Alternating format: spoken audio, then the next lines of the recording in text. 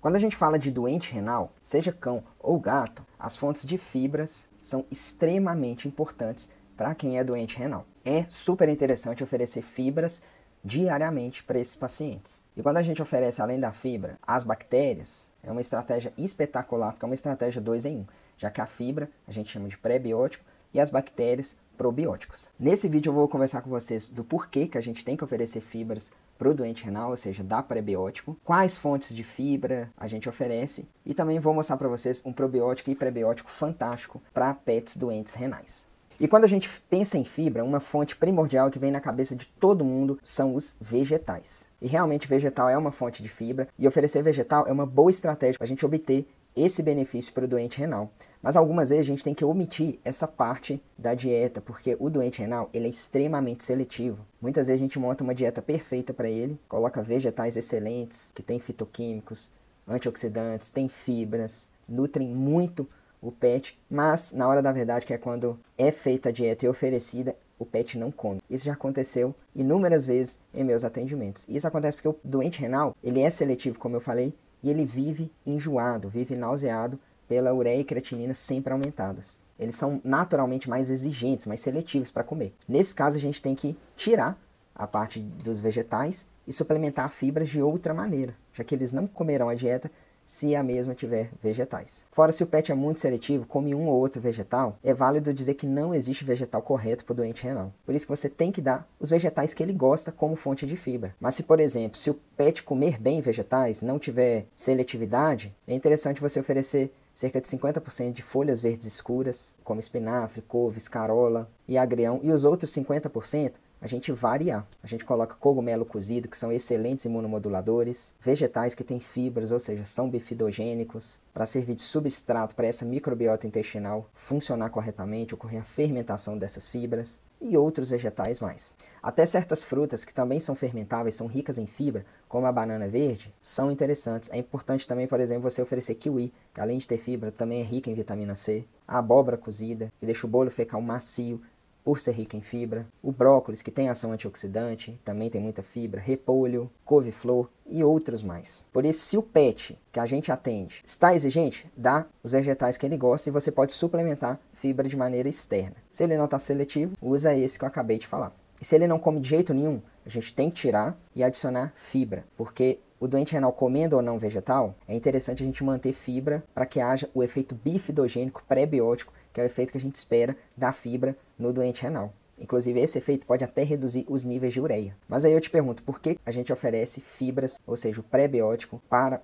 o doente renal? Quando a gente pensa em fibra, além dos vegetais, a gente pensa em fibra solúvel e insolúvel. As fibras solúveis são essas famosas bifidogênicas que eu tanto falei nesse vídeo. Ou seja, elas estimulam o crescimento das bifidobactérias. Sendo assim, elas diversificam, as colônias de bactéria têm mais diversidade, o que é excelente para a microbiota intestinal, e elas também hipertrofiam o epitélio intestinal. Esse epitélio intestinal que está lesionado, ele aumenta de volume. Ou seja, essas fibras solúveis são excelentes para o epitélio intestinal e também para a microbiota intestinal. Fora que essa multiplicação das bactérias boas, pela diversidade intestinal, favorece a eliminação de nitrogênio da ureia, ou seja, tende a reduzir o nível de ureia no sangue do doente renal, que naturalmente, pelo rim ser um órgão lesionado, apresenta aumento desse metabólito. Outro motivo da gente oferecer fibra para os animais é pela acidificação colônica, já que a fermentação das fibras pelos micro-organismos vão gerar os ácidos graxos de cadeia curta, que por sua vez vão fazer a acidificação colônica e intestinal,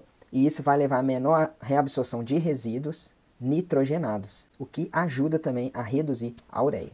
Veja o quão importante é a gente adicionar fibra na dieta dos pets da maneira correta, ou seja, a gente ter o perfil ideal de fibra na dieta do doente renal. A gente consegue a redução da azotemia e talvez até a redução da uremia. Lembrando que a azotemia são os valores aumentados de ureia e creatinina, que todo doente renal tem. E a consequência desses valores aumentados, ou seja, cão e gato passando mal em função desses metabólitos nitrogenados, em grande quantidade na circulação sanguínea, e todo o mal-estar também gerado, que acompanha essa azotemia, a gente chama de uremia ou síndrome urêmica. Adicionar fibra, a gente reduz a azotemia e talvez reduz a uremia. E a gente reduz tudo isso através da substância que eu vou passar a seguir. Vou passar várias e a gente pode escolher o que o cão e o gato aceitam melhor. A gente fechou um tipo de fibra, que são as fibras solúveis, agora eu vou falar sobre as fibras insolúveis, que é outro tipo de fibra que a gente oferece para os animais. A fibra solúvel é super importante porque ela evita a constipação. E se a gente tem um nefropata com constipação, que pode acontecer em quadros de desidratação,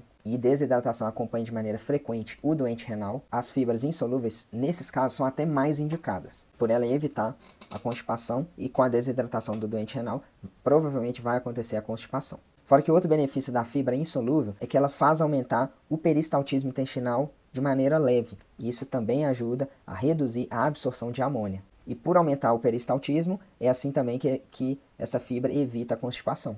Por isso que a fibra, seja solúvel ou insolúvel, é uma estratégia muito importante para a gente instituir no tratamento dos doentes renais. E agora que você sabe sobre a fibra solúvel e insolúvel, eu vou passar opções de fibra. Algumas são só solúveis, outras insolúveis e outras têm o mix, insolúveis com solúveis. E também eu vou passar a dose que a gente usa dessas fibras. Opção de fibra solúvel para a gente usar seria psyllium, fibra de coco e food pet mix. E a gente tem que verificar qual dose fica melhor para o pet, porque a dose varia demais de pet para pet. Já que a resposta, a dose e o animal é muito individual, é muito variável. O primeiro que eu vou comentar é o psyllium, e o psyllium nada mais é do que a casca da planta Plantago ovata. E essa planta não tem glúten e é uma fibra de caráter misto. É solúvel, também é insolúvel, mas ela é predominantemente solúvel, ou seja, uma fibra fermentável. E geralmente eu costumo usar de 5 a 10 gramas de psyllium para cada 1 kg de dieta que o pet recebe. Seja essa dieta alimentação natural, que é o melhor estilo alimentar,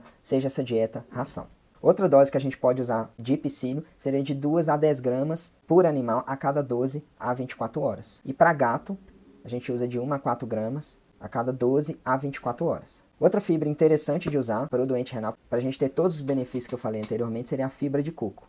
E eu costumo usar a mesma quantidade do psyllium, de 5 a 10 gramas para cada 1 kg de dieta, seja dieta alimentação natural ou seja ração. Agora um suplemento comercial que também é bom é o Food Pet Mix, que é esse que está aparecendo para vocês. E o Food Pet Mix, o lado bom é que ele tem psyllium, tem fibra insolúvel e tem fibra solúvel, ou seja, ele tem tudo. Já que a composição dele, além da semente de psyllium, tem extrato de alecrim, tem celulose e tem alúmino, silicato de cálcio e sódio. E a gente utiliza esse Food Pet Mix, cerca de 10 a 30 gramas do produto para cada 1 kg de alimentação natural pronto. E se o pet recebe ração, a gente utiliza 1,25 a 2,5 gramas do produto para cada 100 gramas de ração.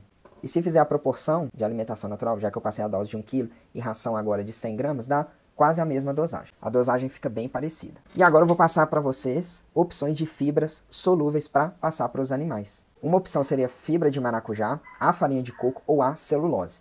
E a quantidade que eu recomendo é a mesma que eu passei para o psyllium e também para as outras fibras. 5 a 10 gramas delas para cada 1 kg de dieta, seja ração ou alimentação natural. Lembrando que se você recomendar para o pet mixed feeding, que é misturar ração com alimentação natural, continua a mesma coisa, de 5 a 10 gramas por quilo desse mixed feeding. A gente encerrou o assunto sobre os pré-bióticos, são as fibras solúveis e insolúveis. Vocês viram que é um espetáculo para o doente renal, a gente tem que fazer uso. Agora eu vou conversar um pouquinho sobre o passo depois do pré-biótico, que seria o uso de probiótico, que é basicamente as bactérias que a gente administra nos animais.